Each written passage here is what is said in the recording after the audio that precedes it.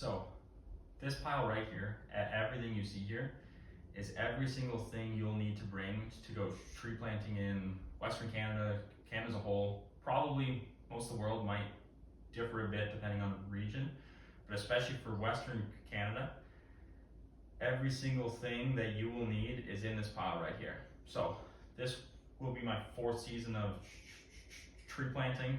I leave in 10 days, and as a vet now, this is every single thing that I think you'll need. Nothing extra, nothing too little, just a complete guide right here. So we'll first start with the planting gear proper here. So obviously the planting bags and shovel. I've got my bags shoved in this Sylvie right now just for ease of transportation. And here's my speed spade here. The Bush Pro speed spade has served me well. Has made me a lot of money, this boy. Still caked with some Alberta mud on there. And then obviously planting gloves, your foreman should, give you some kind of a link to purchase these or whatever. This equipment here is all from IRL, which is a tree planting supply store in Prince George, BC. Most people get their gear from there. So obviously planting bags, shovel, gloves, boots. These are $400 boots. They definitely might not look it right now because they're beat to shit, but pretty much every other pair of boots you'll buy for tree planting will break. These guys though are Scarpas. Because you're going to be walking obviously so much, and you're going to be going over slash and swamps and stumps and rocks and everything, you need something that's built tough. These are the only boots that I've seen out there. Timberland sometimes are a decent brand too, but Scarpas, I would recommend these. They're definitely worth the $400. 2 canteens here, both of them are about 4 liters. You're going to be drinking a lot of water out there. 2 of those is absolutely crucial. Now, in terms of outerwear, I don't even bother bringing a jacket. Layers is key, so just like some kind of a hoodie, fully cotton there, and then wool. So wool is one of the only materials that traps its heat even when it gets wet. So wool, absolutely necessary. It's kind of prickly, so you want to wear it on top of something. Now, in terms of your planting day, you're going to want some kind of a water-resistant bag, just your lunch and everything you own out there on the block doesn't get soaked. This is from Mountain Equipment Co-op, but you can get really anything. A spare buckle is pretty nice because if your buckle on your bags, because you do have so much weight cinched on there, if it does break, this little thing is worth like $5, but it'll save possibly the whole day because you can't really plant with your buckle broken. So if you're making $400 a day, and you miss out on a day of planting because you're out there and your buckle breaks and then you have a crappy day, a $5 investment and a spare boot lace for the same concept, absolutely vital. Now let's talk about bug and sun gear. Obviously you're out there, it's a clear cut. Although it's out there in nature, there's no shade, you're out there in the middle of the sun. Having some kind of a sun hat, having some kind of a buff, something to keep the sun off, absolutely crucial, absolutely huge. So that's for the sun. And then in terms of bugs, sometimes the black flies and mosquitoes get real bad. So you can either have 2 buffs and you wear one below your eyes and the other one above to keep the bugs away, and you just show your eyes.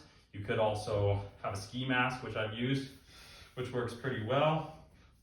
Put that shiesty on like that. And then for really, really dusty days or really, really buggy days, I only ever used this once when the dust got bad, but my first season, I wish I had this because the bugs were absolutely atrocious. But on really bad bug days, the concept is you cover up and then you put these on and then the bugs cannot get you. So that I wouldn't say is crucial, but it's my kind of theory and I think it works well. We'll move on to like our planting clothing now. So firstly is obviously you're planting clothes. The goal for planting clothing is twofold. 1, you want to keep the sun off. 2, you want to keep the bugs off. Go to Value Village, go to any kind of thrift store. Any kind of large, oversized white dress shirt. White keeps the sun off the best and the bugs. And you want something that's kind of gonna hang off you, drape off you, because the bugs will chew through anything, but they can't get to you, they can't chew through even mosquitoes with those kind of long suckers. They can't get you if your clothing is hanging off you and they're landed on your clothing. So you want something that's breezy. So I'm gonna bring 3 of these. They've obviously been used. You can see there's like blood on the collar from black flies and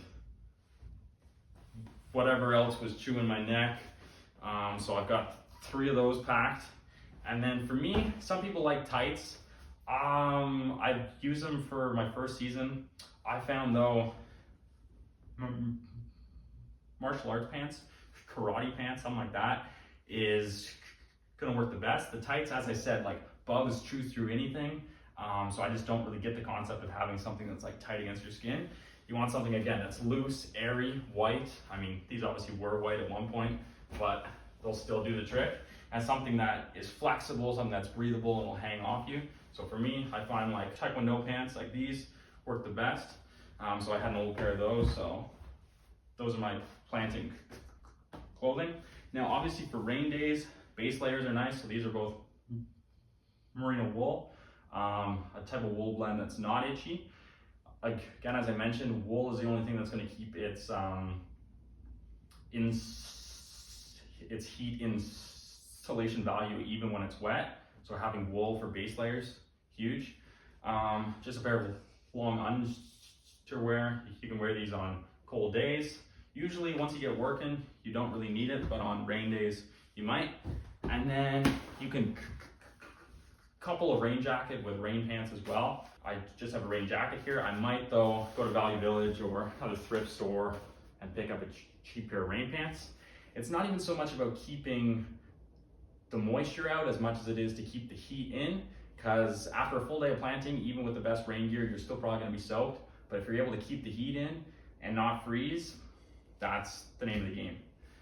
Socks, underwear, any kind of base garments, obviously, it's nice to kind of have them in a mesh bag, so when you do laundry, you're not going to lose any socks or whatever. You just throw this whole bag in with all your dirty base layers and washes it for you.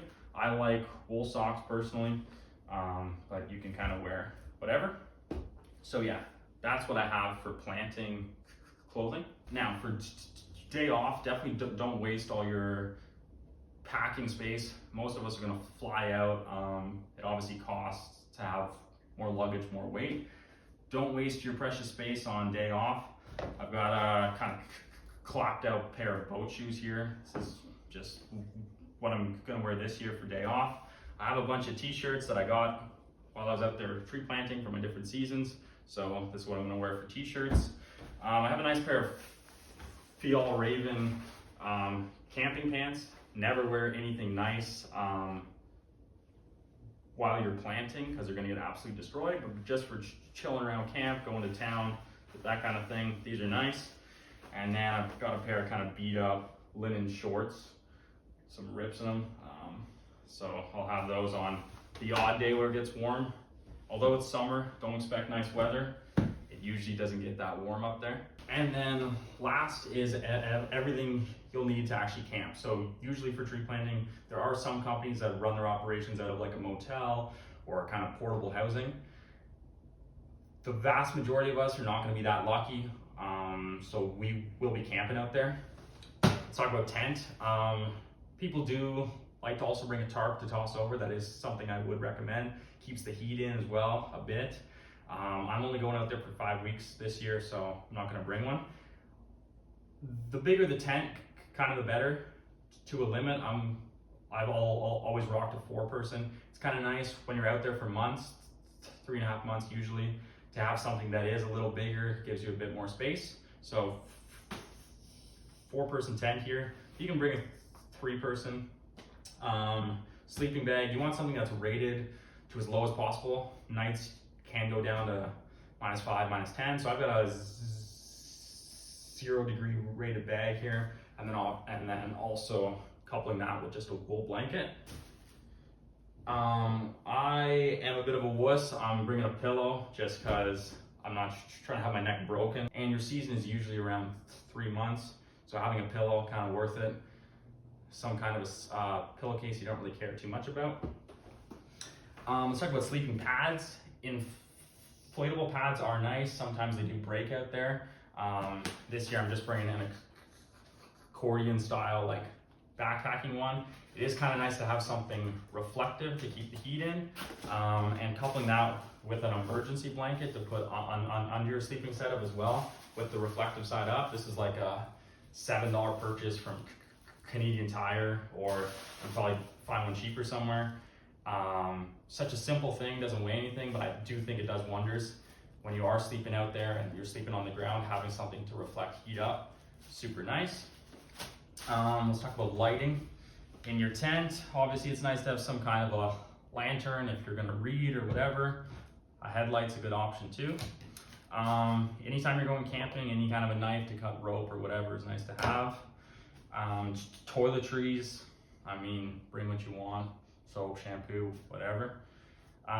Eating, so usually they have like a mess there. They'll have like a cook trailer, place to eat. Usually most companies it's bring your own dishes.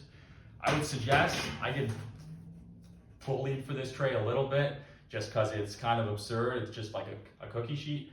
But for me, the bigger the better. When you have all your food and everything, it's just nice to lay it all out. If you have something big so you can eat a lot, it's nice. Like the worst thing is if you have a small plate and you can only put a little bit of food on it. I definitely like a tray. Some kind of a cup, because usually they have like soup out there. So something like that so that you can eat soup. Any kind of cutlery, a spork does the trick. That's pretty much everything. And then all that pretty much gets packed in like a hockey bag, most of it, and then whatever fits will go in my dry bag as my carry-on. This will be my checked luggage for the plane. And yeah, that's pretty much it. That's every single thing I would recommend to go tree planting in Western Canada. Oh, last thing I guess I forgot, a book. I guess it's kind of self-explanatory, but it can get boring out there. Seasons now, you know, with like Starlink and like satellite Wi-Fi, some camps do have that, so it's not the end of the world. But I know my first couple seasons too, we didn't. Obviously, it can get boring. It's obviously so fun to hang out with your friends and everything, but there is time where there's downtime and you're looking for something to do. A book is nice to have. So yeah, that's pretty much every single thing I'd recommend to go tree planting in Western Canada. If I missed anything, feel free to comment down below. But as I said, out of my 3 seasons of planting, and this one being my 4th, I think I've refined what to bring pretty well. And this is just the necessities, everything you'll actually need. So if you are going planting, good luck out there. It's your first season. It's gonna be fun, it's gonna be tough, but if you work hard and you just get those trees in, the money and the friends to be made out there are amazing. So that being said, I will catch you guys in the next video. Thank you for watching.